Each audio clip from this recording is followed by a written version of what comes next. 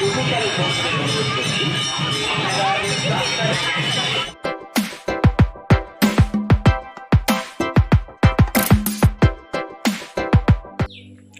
morning and welcome back to my channel Shubhmita's lifestyle. আর আমি সৌমিতা বলছি। আশা করি তোমরা ভালো আছো। আমি তো বিন্দাস আছি, খুব ভালো আছি। আজকে বৃহস্পতিবার, চাপ আছে, খুব সকাল সকাল না, তাও যতটুকু যা এখানে করবার ফ্রেশ হয়ে চা খেয়ে বেরিয়ে পড়লাম। যাব একটু বৃহস্পতিবারের বাজার করে একবারে ঘরে ঢুকবো। তো বুঝতেই পারছো, হাঁটছি, বাস স্ট্যান্ডে যাচ্ছি। তোমরা যেখান থেকে, দেশ বিদেশ যেখান থেকে আমার ভিডিও দেখছো, প্রত্যেককে জানাই অশেষ ধন্যবাদ। একটা হালকা সুন্দর রোদ উঠেছে, মুখে লাগছে রোদটা খুবই, কিন্তু এই রোদটা একটু নেওয়াও ভালো। গাটা একটু সেকা হচ্ছে বৃষ্টির পরে। যাই হোক, চলো তাহলে আজকের ভিডিওটা শুরু করলাম। আমি সামনের ঘর থেকে ফুল, জল, সাদা ফুলটা নিয়ে ঘরে ঢুকলাম। আর ওইখান থেকে পান, কলা, আম, আবার ফুল, আর যা যা লাগে বৃহস্পতিবারের টুকটাক জিনিস সমস্ত কিছু নিয়ে এই জাস্ট ঘরে ঢুকলাম। এখন বাজে 9টা প্রায় 40। ঠিক আছে, চলো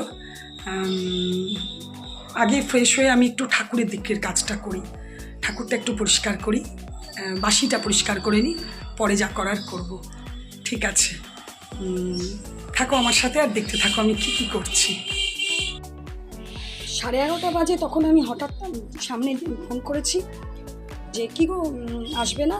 পিঙ্কি, ওর নাম পিঙ্কি। ও বলছে হ্যাঁ আমি তোমাকে ফোন করেছিলাম, আসবে না। বলো তুমি কার মাথাটা না খারাপ হয়?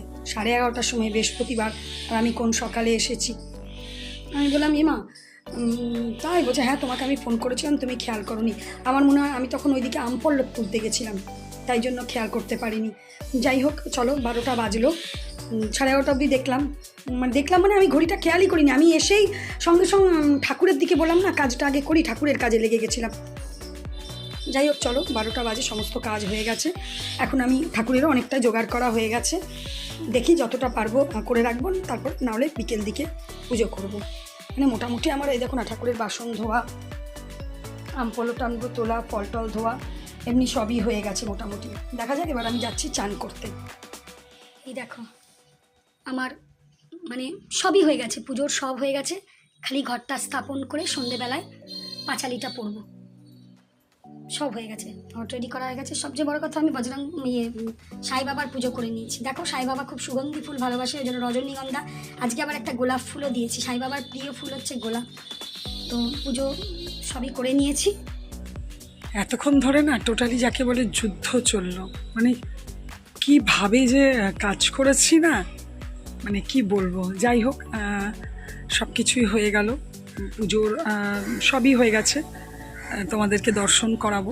খালি পাঁচালিটা পড়িনি আর ঘরটা স্থাপনটা করিনি, আর সমস্ত যাবতীয় হয়ে গেছে, মানে রেডি করেই রাখা আছে, খালি ঘরটা বসিয়ে পাঁচালিটা পড়বো। সেটা এখন করলে আমার এদিকে একটু লেট হয়ে যাবে, ভাত বসাবো। আর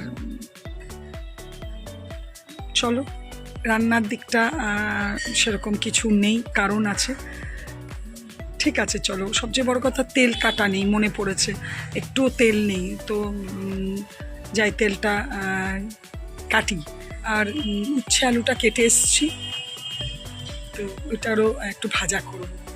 দেখবে যখন আমরা বসে থাকি তখন এই কাজগুলো করে রাখি না, কিন্তু যখন রান্না করতে আসি তখন দেখি তেল নেই। বুঝতেই পারছো, একদম তেল নেই, ওইটাতেও নেই, তেল শেষ হয়ে গেছিলো, তেল ঢালা হয়নি, যখন বসেছিলাম তখন ঢালিনি। যাই হোক, এখন তেলটা ঢালি। তবে রান্নার দিকে অতটা ইয়ে নেই। তোমার দাদা কালকে দুপুরে খাইনি ঘরে, রাতে তো বাইরে খেয়েছিল, ওই জন্য বাইরে মানে চিত্তরঞ্জনে গেছিলো মায়ের ওখানে খেতে, সেজন্য একটু রান্না ফ্রিজে আছে।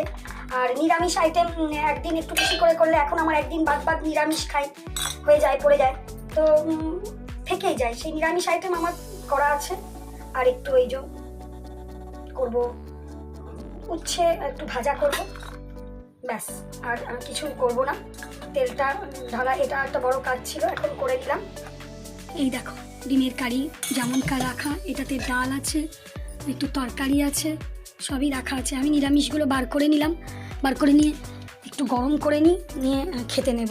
আর তোমার দাদা এলে ওগুলো বার করব, কোনো ঠিক নেই, কেন সকালে আজকে আসেনি যখন, এবার জানি না এখন আসবে কিনা। এই দেখো পনিরের তরকারিটা বার করেছি, আর এখানে পোস্তটাও গরম করেছি, আর এখানে উচ্ছে আলু ভাজাটাও হয়ে গেছে। সকাল থেকে নিউজটা শুনছি, কিন্তু টিভিটা চালাবার সময় হয়নি। এখন খেতে বসবো, টিভিটা যথারীতি চালালাম।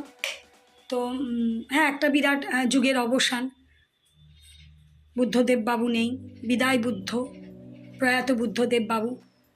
অসুস্থ ছিলেন, বয়সও হয়েছিল, কিন্তু তাও আমাদের মানে কারোর মৃত্যু তো একটু হলেও কষ্ট দেয়, দুঃখ দেয়।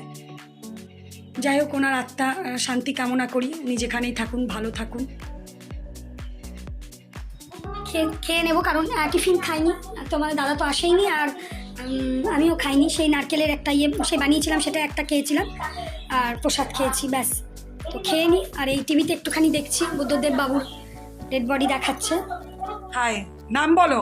আমার নাম মৌহা মজুমদার। হ্যাঁ, গুষ্টি, তুমি কি করো সেটা বলো, পুরো বন্ধনে বলো। আমি মার্কেট সার্ভেতে জব করি। হ্যাঁ, আর সাথে আমার নিজেদের গোষ্ঠী টোষ্ঠী চলে আসছে। গোষ্ঠী, আচ্ছা আচ্ছা, একদম একদম ঠিক আছে। চলো একটু হাই, চলো টাটা টাটা।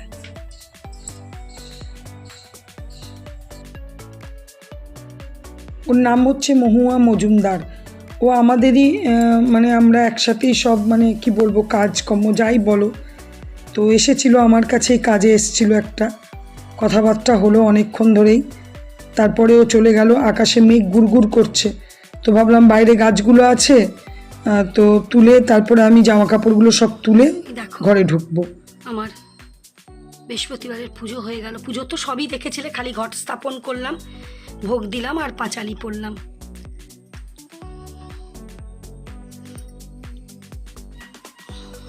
তুলসী মন্দিরেও দিয়ে এলাম। তোমাদের দাদা ফোন করেছিল, বললো যে আমি এখন যেতে পারবো না, একটু বাইরে যাচ্ছি, নিয়ে আসেনি দুপুরে।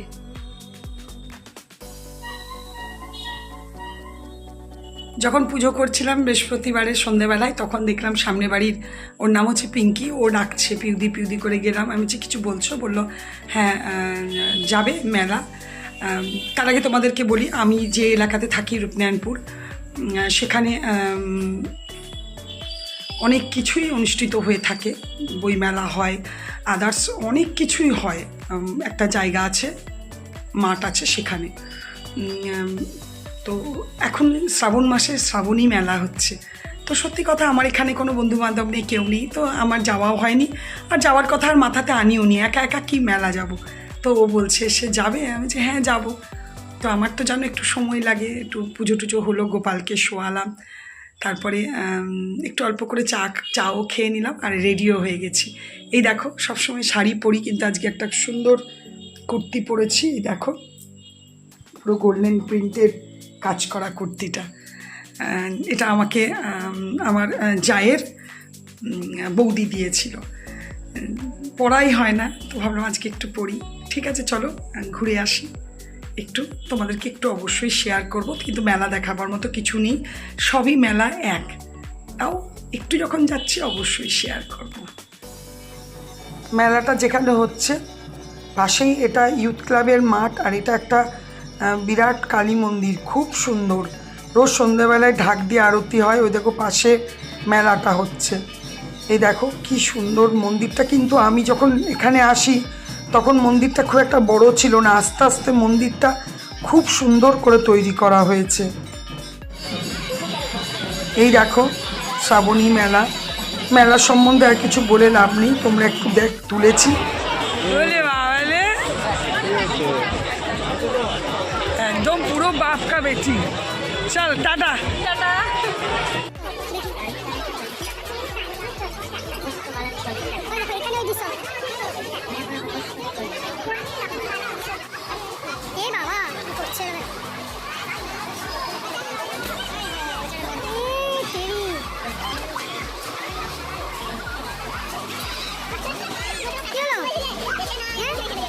তোর ঘোর দেখা, তোর চুলটা, হ্যাঁ দেখা কি সুন্দর সময় চুল কেটেছে। ঘোর ঘোর না, বকা খাচ্ছি আমি। বকা খাগা, কি কিউট লাগছে এই ছেলে। কিছু মনে করিস না।